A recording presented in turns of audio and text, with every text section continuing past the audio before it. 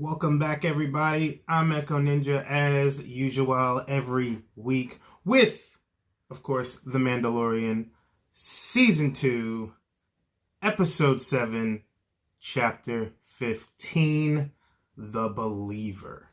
So, as we dropped off last week, we were doing the tragedy, which is basically the whole arrival of Slave One with Boba Fett and Fennec Shand, and they kicked ass a lot, especially Boba Fett, coming back with the nostalgia. Everybody was going crazy. Maybe almost as much as Ahsoka.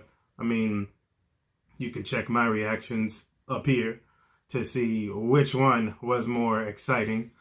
But anyway, so basically Baby Yoda, aka Grogu, was taken by the Empire formerly known as. And they, of course, have trapped him for obvious reasons, probably, whatever it may be, whether it's to, I don't know, add his blood to the clone of Snoke or something like that. With how they're rewriting, supposedly, the sequel trilogy right now, or maybe they're just adding stuff to the sequel trilogy to make it more sense. Who knows? But anyway, as we all saw, Grogu was taken. Poor thing, but he was force choking the crap out of all those stormtroopers and force status and all that other stuff. He was pretty pissed. But hopefully the band does get back together at the end of that episode, and we shall see what happens. Until then, like, share, subscribe. Also, the episode, before we start the episode, it's sponsored by Wild Bill Soda, or I should say Wild Bill's Crafting Company. They, of course, make sodas, iced teas, lemonades, barbecue sauces, hot sauces, lots of merchandise, like this cool bottle opener D-ring that you see. You can get those. Those are really cool. And a whole bunch of other assorted things. Just go to drinkwildbills.com, put in the code TrueStoryBro, get yourself 10% off of any purchase. Now that I got all that out the way, let's get started on the episode. Oh, he repainted that baby! This other guy.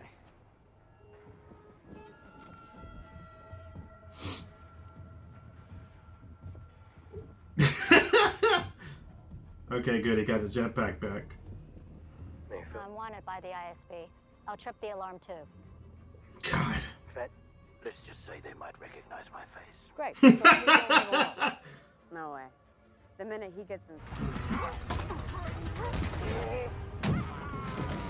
Ooh. It's not Beskar, you asshole. Ooh.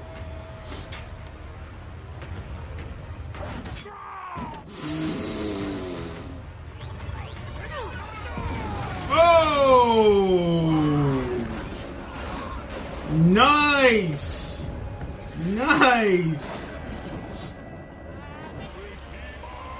Man, these guys don't freaking give up. Oh, these guys are gonna do a suicide bomb! Yeah. And all dead. Well, it's a small sacrifice for the greater good. He's like, don't do it, man! Depends on who you ask, don't you think? What? Oh, crap. Mayfield, nah, don't do it. Don't do it, man. Don't do it. To the Empire. Not this time. Oh, come on. No, don't do it. Don't do it. Oh! He shot first. 3 shooters. Top deck. Got him. Ooh, dang. These girls are nuts. They wow. Come on, let's move.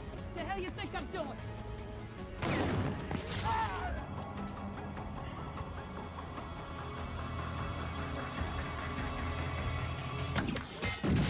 That's That's right, Mayfield. Blow that place sky high. Nice shot. The title to this episode is like perfect because he was let's get down to the whole thing, starting with Din. He was a true believer with the title of this. All right, so let's just get down to it. The title of this episode, which is basically The Believer, it gives perspective on every character in this episode, on just about every character in this episode, on how they have their strong belief in what they stand for, especially the Empire. You get to see a completely different take on them and see how rotten they really were. And especially with Richard Brake's character, who is Vinland Haas. And with him giving that rundown about what happened in Operation Cinder was just, it was horrifying to really hear.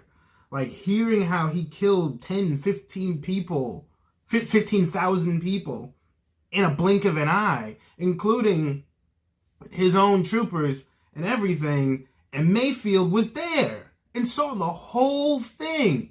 And you could see it in his eyes.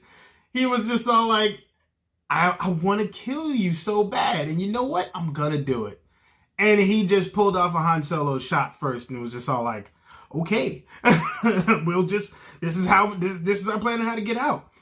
And speaking on the way they got out, like, those girls, man, they're some good shots. Better than good. They're great shots. And let me tell you, Mayfield, man, he is no chump when it comes to shooting. He is no chump at all. He was not a stormtrooper. He was an Imperial trooper, Imperial officer. But now moving to Din, unveiling his face. This guy is desperate to get Grogu back, and he's willing to do anything. And as we heard in the end, Grogu means more to him than anything. And Moff Gideon, I don't really think he does know exactly what he's dealing with. You know? Yes, Grogu is a Force user, but he's more than that to everyone who he's gotten in contact with. And, you know, this wasn't so much as the shock factor of like excitement, like Boba Fett's appearance or Ahsoka's appearance. This was more supposed to touch the inner beliefs on what are you willing to do to get what you need done. Are you going to stand by your beliefs, or are you going to do what is necessary, no matter what your beliefs is, to accomplish your goal? And also, you know, everyone in that group, Boba Fett, Fennec Shan, Mayfield, Din Djarin, and Cara Dune, they all have things in their past that they're not proud of doing, and they have gone those extra miles to do what is necessary to get things done.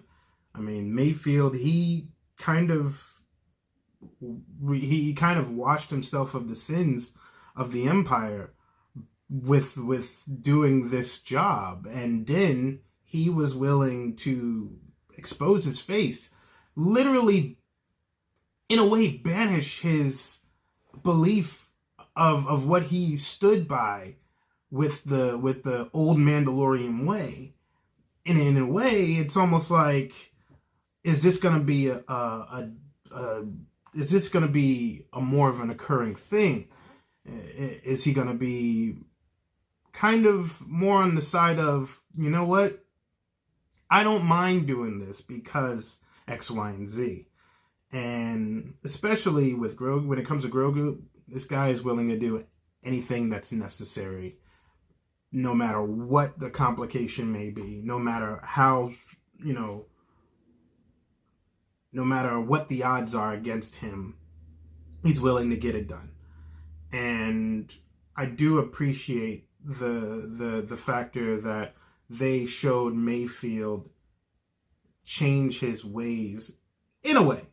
But not, I shouldn't say change his ways. He more likely washed himself away. He kind of erased that bad memory that he had in his head. It's still there he's still there in his head, but it erased the bad karma, I guess I should say, the bad stench of someone else's doing, and he got that revenge that he wanted. And man, just it was a very touching, very exciting, but it was also a very touching episode. And thanks to Rick Famuyiwa.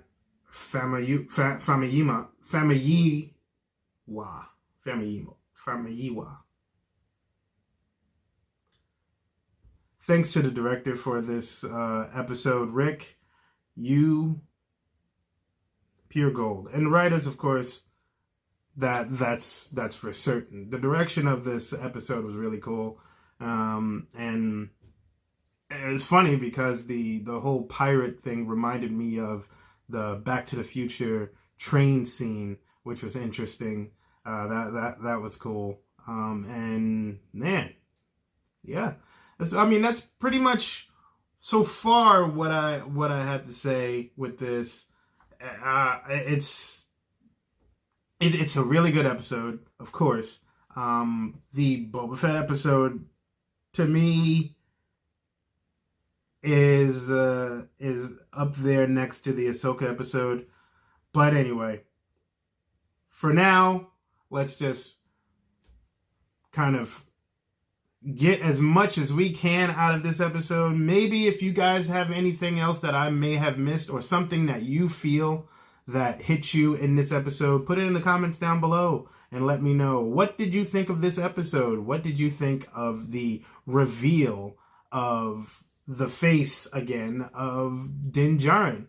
Do you think he's going to banish his beliefs, or do you think he's going to go a different path?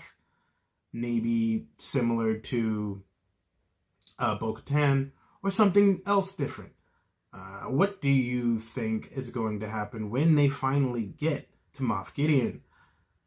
All that, please let me know in the comments down below. Like, share, subscribe, and also make sure you go to drinkwhilebills.com and put in the code TrueStoryBro. Get 10% off of all purchases from them.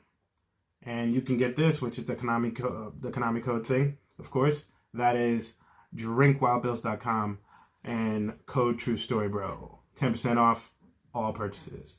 Thank you guys for watching. Come back soon next week. And remember, this is the way. I am out of here.